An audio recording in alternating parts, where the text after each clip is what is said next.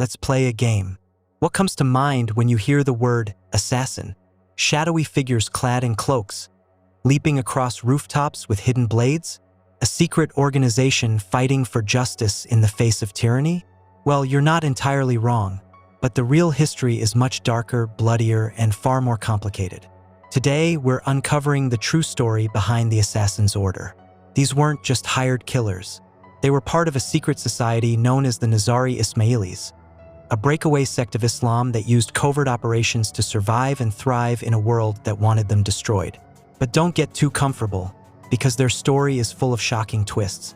From a fortress high in the mountains of Persia, they waged psychological warfare, left rulers shaking in their boots, and built a reputation so fearsome that their enemies had to invent wild rumors just to cope with the terror. The real-life assassins were part warriors, part spies, and all legends. And yes, their name does come from the word Hashishin, but it's time to set the record straight. Were they really high on drugs while plotting murder? Or is that just a smear campaign? Let's find out. Hassan I-Sabah, a man with big dreams, sharp intellect, and, as it turns out, a flair for rebellion. Hassan I-Sabah's story begins in the city of Qom, Persia, where he was born in the mid-11th century. From a young age, Hassan was known for his intelligence and charisma, qualities that would later make him both a visionary leader and a feared adversary. But life wasn't easy for a young Ismaili in a Sunni-dominated world. The Seljuk Empire, which controlled vast swaths of the Middle East, viewed Shia sects like the Ismailis as heretics. For Hassan, this was personal. He believed that the rightful leader of the Muslim world wasn't the Sunni caliph in Baghdad, but the Ismaili imam, a figure who, according to their beliefs, was the true spiritual guide. So, what do you do when the ruling empire refuses to acknowledge your beliefs? Hassan had two options: stay quiet and blend in, or fight back. He chose the latter, but first he needed a base of operations.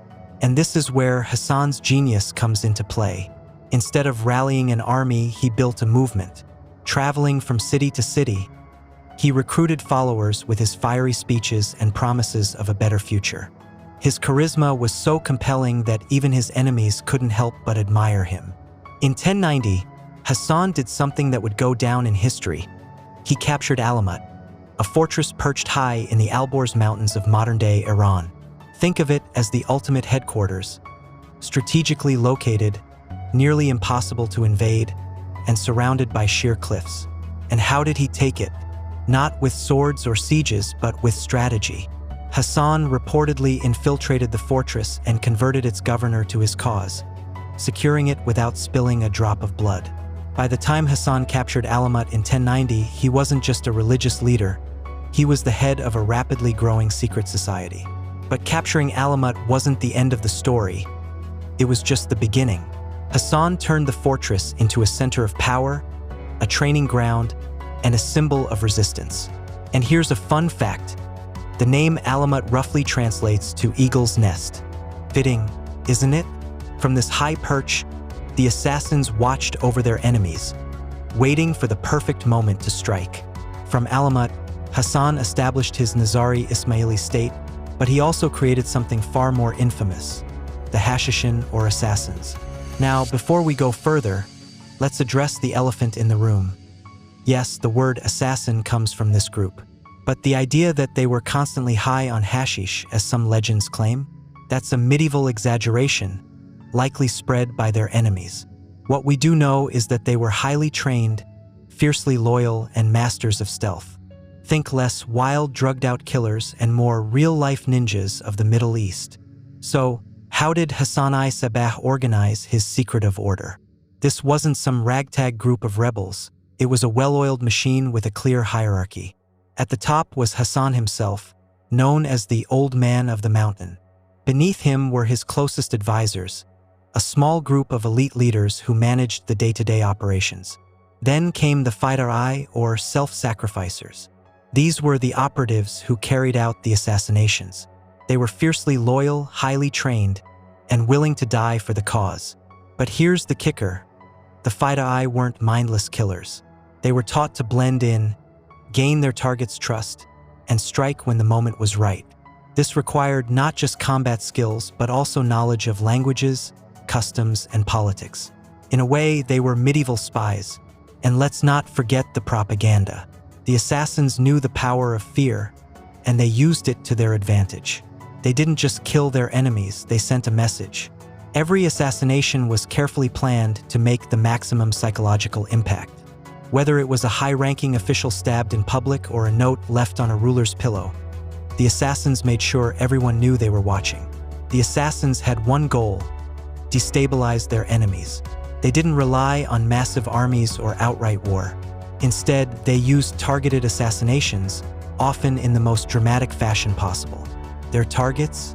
High-ranking officials, military commanders, and even rival leaders. And the method? Infiltration. But how did they get so good at this? At Alamut, recruits underwent intense training. They learned espionage, languages, and combat skills. Think of it as a medieval version of spy school. And like any good spy agency, they had a strict code of loyalty.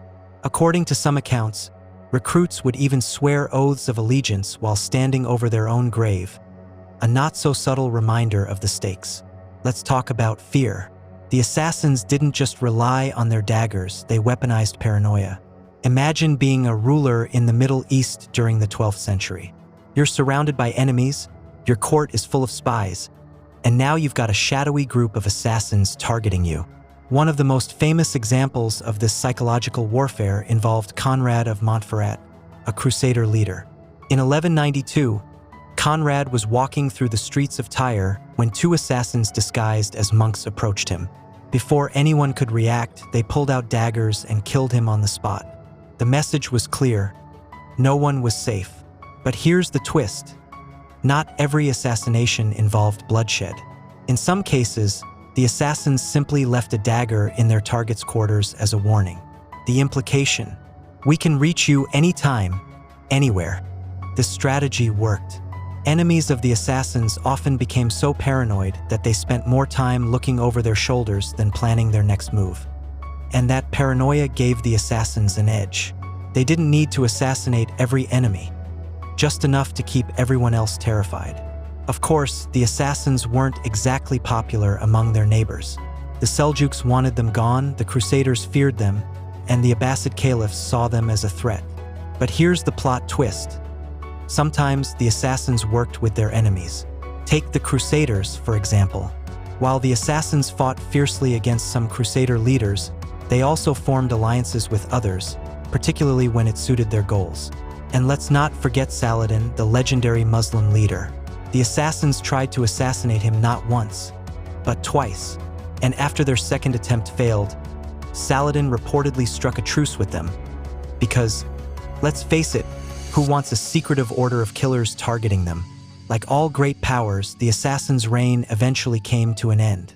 By the 13th century, a new threat loomed on the horizon: the Mongols. Led by Hulagu Khan, the Mongols swept across Persia, leaving destruction in their wake. And while the assassins' fortresses were formidable, they were no match for Mongol siege tactics. In 1256, Alamut fell, marking the beginning of the end for the assassins. But here's the twist. Their influence didn't disappear. The surviving members of the order scattered, and some believe their legacy lives on in secretive societies to this day. Are modern-day conspiracies about hidden orders based on the assassins? We'll let you decide. Today, the assassins are best known thanks to pop culture, particularly the Assassin's Creed video game series. But how much of that is real?